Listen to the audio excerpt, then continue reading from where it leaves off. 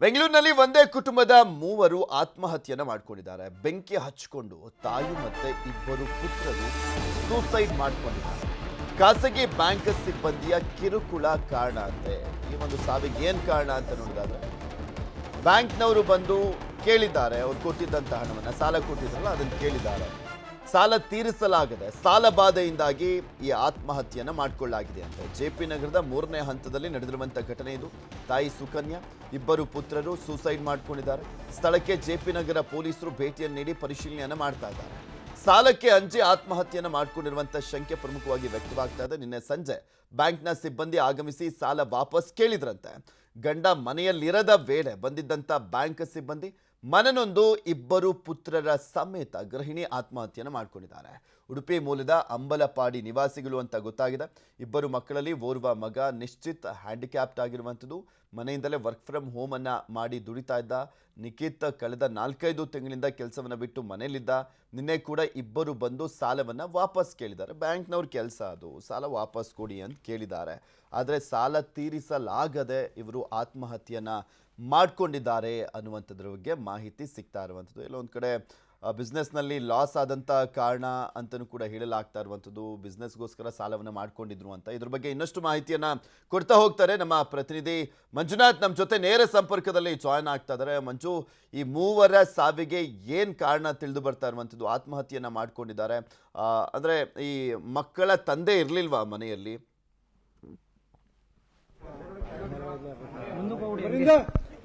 ಪೃಥ್ವಿ, ಖಂಡಿತವಾಗ್ಲೂ ಈ ಒಂದು ಘಟನೆ ನಡೆದಿರ್ತಕ್ಕಂಥದ್ದು ಜೆಪಿ ನಗರ ಪೊಲೀಸ್ ಠಾಣೆ ವ್ಯಾಪ್ತಿಯಲ್ಲಿ ಬೆಳಗಿನ ಜಾವ ಸುಮಾರು 7 ಗಂಟೆಗೆ ಈ ಒಂದು ಘಟನೆ ನಡೆದಿರ್ತಕ್ಕಂಥದ್ದು. ಸ್ವತಃ ಏನು ಸುಕನ್ಯಾಳ ಪತಿ ಮನೆಯಲ್ಲಿ ಇರಬೇಕಾದ್ರೆ ಈ ಒಂದು ಘಟನೆ ನಡೆದಿರ್ತಕ್ಕಂಥದ್ದು. ಸುಕನ್ಯಾ ಹಾಗೂ ಏನೊಂದು ಸುಕನ್ಯಾ ಹಾಗೂ ಜಯನಂದ್ ಪುತ್ರರಿದ್ದಾರೆ, ನಿಖಿತ್ ಹಾಗೂ ನಿಶ್ಚಿತ. ಒಟ್ಟು 3 ಜನ, ಸುಕನ್ಯಾ, ನಿಖಿತ್ ಹಾಗೂ ನಿಶ್ಚಿತ, ಒಟ್ಟು 3 ಜನ ಈ ಮನೆಯಲ್ಲಿ ಮೃತಪಟ್ಟಿರ್ತಕ್ಕಂಥದ್ದು.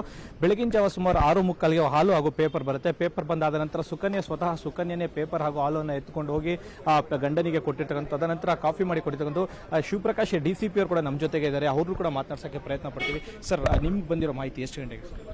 ಈಗ 8:15 to 8:30 ಅಂತ ಹೇಳ್ತಾ ಇದ್ದಾರೆ. 8:30ಗೆ ಅವರು ಇದಾಗಿದೆ. ಮತ್ತೆ ಅವ್ರ ಸುತ್ತಮುತ್ತ ಇರುವಂಥ ಅವರ ಸಹಾಯದಿಂದ ಇದೆಲ್ಲ ಡೋರು ಬ್ರೇಕ್ ಓಪನ್ ಮಾಡಿ ಅದು ಚೆಕ್ ಮಾಡಿದರು. ಸೊ 3 ಜನ ಬರ್ಂಟ್ ಸ್ಟೇಟಲ್ಲಿ, ಡೆತ್ ಸ್ಟೇಟಲ್ಲಿ ನಮಗೆ ಸಿಕ್ಕಿದ್ರು. ಮೊದಲಿಗೆ ಫಸ್ಟ್ ಎಲೆಕ್ಟ್ರಿಕ್ ಶಾಕ್ ಅಂತ ತಿಳಿದುಪಟ್ಟಂಗೆ, ಅದಕ್ಕಿಂತ ಮುಂಚೆನೇ ಕೆರೋಸಿನ್ ಅಥವಾ ಡೀಸೆಲಲ್ಲಿ ಶಾಕ್ ಆಗಿದೆ ಅಂತ ರೀತಿಯಲ್ಲಿ ಅಂದರೆ ಸುಟ್ಕೊಂಡು ಸತ್ತಿರೋದು ಅಂತಂದ್ರು. ಬಟ್ ಈಗ ನೀವು ಒಳಗಡೆ ಹೋಗಿದ್ರಿ, ಕ್ಲಾರಿಟಿ ಏನು ಸರ್ ಆ್ಯಕ್ಚುಲಿ ಅದು ಅವ್ರು ಹೇಗೆ ಮೃತಪಟ್ಟಿದ್ರು ಅಂತ? ಈಗ ನಮಗೆ ಗೊತ್ತಾಗಲ್ಲ, ಅದು ನಾವು ನೋಡಬೇಕು ಏನು ಮೆಟೀರಿಯಲ್ ಅಂತ. ನಮ್ಮ ತಜ್ಞರು ಬಂದಿದ್ರು, ಸೋಕೋ ಟೀಮು, ಫಾರೆನ್ಸಿಕ್ ಟೀಮ್ ಎಲ್ಲ ಬಂದಿದ್ರು. ಅದು ಹೋಗಿ ಲ್ಯಾಬ್ ಟೆಸ್ಟ್ ಕಳಿಸ್ಬೇಕಾಗ್ತದೆ. ಹೇಗೆ ಇದಾಗಿದೆ, ಏನು ಮೆಟೀರಿಯಲ್ ಇದೆ, ಹೇಗೆ ಇದಾಗಿದ್ರು ಅನ್ನೋದು. ನಮ್ಗೆ ಸದ್ಯಕ್ಕೆ ಅವರು ಬಾಡಿಗಳು ಅಲ್ಲಿ ಸಿಕ್ಕಿದ್ದಾವೆ. ಇನ್ನೂ ನಾವು ಅದು ಸ್ವಲ್ಪ ಲ್ಯಾಬ್ ಟೆಸ್ಟ್ ಆದಮೇಲೆ ಕ್ಲಾರಿಟಿ ಸಿಗುತ್ತೆ. ಈಗ ನಿಮ್ಮ ಇದರಲ್ಲಿ ಯಾಕಂದರೆ ಮನೆಗೆ ಇಷ್ಟೊಂದು ಪವರ್ಫುಲ್ ಇದೆ, 3 ಜನ ಪ್ರಾಣ ತೆಗೆಯೋಷ್ಟು ಒಂದು ಪವರ್ಫುಲ್ ಇದೆಯಾ? ಯಾಕಂತಂದರೆ ಇಷ್ಟು ಸಪ್ಲೈ ಆಗುತ್ತೆ, ಇಷ್ಟು KV ವ್ಯಾಟ್ ಸಪ್ಲೈ ಆಗುತ್ತಾ ಮನೆ ಒಳಗಡೆ ಅಂತ? ಅಲ್ಲ, ಅದು ನಮ್ಗೆ ಇನ್ನೂ ಕನ್ಫರ್ಮ್ ಮಾಡಬೇಕು ಏನು ಕಾಸ್ ಆಫ್ ಡೆತ್ ಏನು ಅನ್ನೋದು. ನಾವು ಈಗನೇ ನಮಗೆ ಸಿಕ್ಕಿದೆ. ಸೊ ಸ್ವಲ್ಪ ಟೆಸ್ಟ್ ಎಲ್ಲ ಮಾಡಿದ ನಂತರ ಗೊತ್ತಾಗುತ್ತೆ ಆ್ಯಕ್ಚುಲಿ ಏನಾಗಿದೆ. ಶಾರ್ಟ್ ಸರ್ಕ್ಯೂಟಾ, ಅವರು ಸುಟ್ಟಾಕೊಂಡಿದ್ರಾ, ಏನಾಗಿದೆ ಅನ್ನೋದು ನಮ್ಗೆ ಗೊತ್ತಾಗುತ್ತೆ. ಆದಮೇಲೆ ನಾವು ಇನ್ನೊಂದು ಫೈನಲ್ ಪ್ರಶ್ನೆ ಸರ್, ಮನೆಯಲ್ಲಿ ಈ 3 ಜನ ಡೆತ್ ಆಗಬೇಕಾದ್ರೆ ಗಂಡ ಎಲ್ಲಿ ಕೂತಿದ್ರು ಮತ್ತು ಅವ್ರಿಗೆ ಯಾಕೆ ಗೊತ್ತಾಗಿಲ್ಲ ಅಂತ ಏನಾದರೂ? ಅದು ನಾವು ಸ್ಟೇಟ್ಮೆಂಟ್ ತಗೊಳ್ತಾ ಇದ್ವಿ. ಅವರ ಹೇಳಿಕೆ ಪ್ರಕಾರ ಅವರಲ್ಲೇ ಇದ್ದಾರೆ ಅಂತ ಹೇಳ್ತಾ ಇದ್ದಾರೆ. ಬಟ್ ನೋಡೋಣ, ಅದು ಏನಿದೆ ನಾವು ಕ್ವೆಶನ್ಸ್ ಕೇಳ್ತೀವಿ. ರಿಲೆವೆಂಟ್ ಕ್ವೆಶನ್ಸ್ ಎಲ್ಲ ಕೇಳಿ ಇನ್ವೆಸ್ಟಿಗೇಷನ್ ಮಾಡ್ತೀವಿ. ನಿನ್ನೆ ಸಂಜೆ ಬ್ಯಾಂಕಿನ ಖಾಸಗಿ ಅಧಿಕಾರಿಗಳು ಏನಾದರೂ ಬಂದು, ಅಂದರೆ ಖಾಸಗಿ ಬ್ಯಾಂಕ್ ಅಧಿಕಾರಿಗಳು ಬಂದು ಮನೆ ಹತ್ರ ಗಲಾಟೆ ಮಾಡಿ ನಾವು ಸ್ಟೇಟ್ಮೆಂಟ್ ತಗೊಳ್ತಾ ಇದ್ವಿ. ಎಲ್ಲ ಸ್ಟೇಟ್ಮೆಂಟ್ಸ್ ತಗೊಳ್ತೀವಿ. ಸುತ್ತಮುತ್ತ ಎಲ್ಲವರನ್ನು ಕೂಡ ಎಲ್ಲ ವಿಚಾರಣೆ ಮಾಡ್ತೀವಿ. ರಿಲೇಟಿವ್ಸ್ ಏನಿದ್ದಾರೆ ಅವ್ರನ್ನು ಕೂಡ ವಿಚಾರಣೆ ಮಾಡ್ತೀವಿ. ಸೊ ಪೃಥ್ವಿ, ಇದಿಷ್ಟು ಕೂಡ ಇಲ್ಲಿನ ಮಾಹಿತಿ. ಜೊತೆಗೆ ಇಲ್ಲಿನ ಸ್ಥಳೀಯರು ಹೇಳೋ ಪ್ರಕಾರ ನಿನ್ನೆ ಸಂಜೆ ಸುಮಾರು 6:30-7 ಗಂಟೆಗೆ ಇಬ್ಬರು ಖಾಸಗಿ ಬ್ಯಾಂಕಿನ ಅಧಿಕಾರಿಗಳು ಬಂದಿದ್ರು, ಮನೆ ಹತ್ರ ಕಿರ್ಚಾಟನ ಮಾಡಿದ್ರು. ಜೊತೆಗೆ ಏನು ಇಲ್ಲಿ ಮಕ್ಕಳಿದ್ದಾರೆ ಅಂದರೆ ಸುಕನ್ಯರ ಪುತ್ರರು ಏನಿದ್ದಾರೆ ಅವರು ಸಾಕಷ್ಟು ಜನರಿಗೆ ಟ್ಯೂಷನ್ ಅನ್ನು ಕೂಡ, ಮಕ್ಕಳಿಗೆ ಟ್ಯೂಷನ್ ಅನ್ನು ಹೇಳ್ಕೊಡ್ತಾ ಇದ್ದು. ಮತ್ತೆ ಇತ್ತೀಚೆಗೆ ಒಂದು ಬಿಸ್ನೆಸ್ ಅಂದರೆ ಕೊರೋನಾದಿಂದ ತಂದೆ ಆದಂತಹ ಏನು ಜಯಂತ್ ಏನಿದ್ದಾರೆ ಅವರು ಇತ್ತೀಚೆಗೆ ಜಯನಂದ್ ಅವ್ರದ್ದು ಬಿಸ್ನೆಸ್ ಕೂಡ ಲಾಸ್ ಆಗಿತ್ತು. ಇದರಿಂದ ಎಲ್ಲೋ ಒಂದ್ ಕಡೆಗೆ ಸಾಲಕ್ಕೆ ಅವರು ಮರಣ ಹೊಂದಿದ್ದಾರೆ ಅನ್ನೋದು ಕೂಡ ಗೊತ್ತಾಗ್ತಾ ಇರ್ತಕ್ಕಂಥ ಸದ್ಯಕ್ಕೆ. ಪೃಥ್ವಿ, ಓಕೆ, ಧನ್ಯವಾದ ಮಂಜು ನಿಮ್ಮೆಲ್ಲ ಮಾಹಿತಿಗಾಗಿ. ಅದೇ ರೀತಿಯಾದಂಥ ಪ್ರಕರಣ ಮತ್ತೊಂದು ವರದಿ ಆಗಿದೆ. ಪತಿ ಸಾಲ ಮಾಡಿದ್ದಕ್ಕೆ ಬೇಸತ್ತು ಪತ್ನಿ ನೇಣಿಗೆ ಶರಣಾಗಿರುವಂಥ ಘಟನೆ ನಡೆದಿದೆ. 25 ವರ್ಷದ ರಂಜಿತಾ ಆತ್ಮಹತ್ಯೆಯನ್ನ ಮಾಡಿಕೊಂಡಿರುವಂಥ ಮಹಿಳೆ. ಚಿತ್ರದುರ್ಗದ ಹೊಳಲ್ಕೆರೆ ಪಟ್ಟಣದ ಬಸವ ಲೇಔಟ್ನಲ್ಲಿ ಒಂದು ಘಟನೆ ನಡೆದಿದೆ. ಕ್ರಿಕೆಟ್ ಬೆಟ್ಟಿಂಗ್ ಹುಚ್ಚಿನಿಂದ 1 ಕೋಟಿ ಸಾಲವನ್ನ ಮಾಡಿದ್ದಂತೆ. ಕ್ರಿಕೆಟ್ ಬೆಟ್ಟಿಂಗ್ನಿಂದ 1 ಕೋಟಿ ಸಾಲವನ್ನು ಮಾಡಿದ್ದಂತೆ ಇವನು.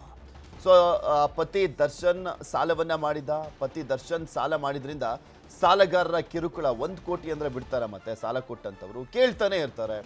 ಸೊ ಹೀಗಾಗಿ ಇದಕ್ಕೆ ಬೇಸತ್ತು ಪತ್ನಿ ರಂಜಿತಾ ಆತ್ಮಹತ್ಯೆಗೆ ಶರಣಾಗಿರುವಂಥದ್ದು. ಹೊಸದುರ್ಗ ಜಲಾನಯನ ಇಲಾಖೆಯಲ್ಲಿ ಇಂಜಿನಿಯರ್ ಆಗಿರುವಂಥ ಪತಿ ದರ್ಶನ್ ಹೊಳಲ್ಕೆರೆ ಪೊಲೀಸ್ ಠಾಣೆಯಲ್ಲಿ ಪ್ರಕರಣ ದಾಖಲಾಗಿದ್ದಾರೆ.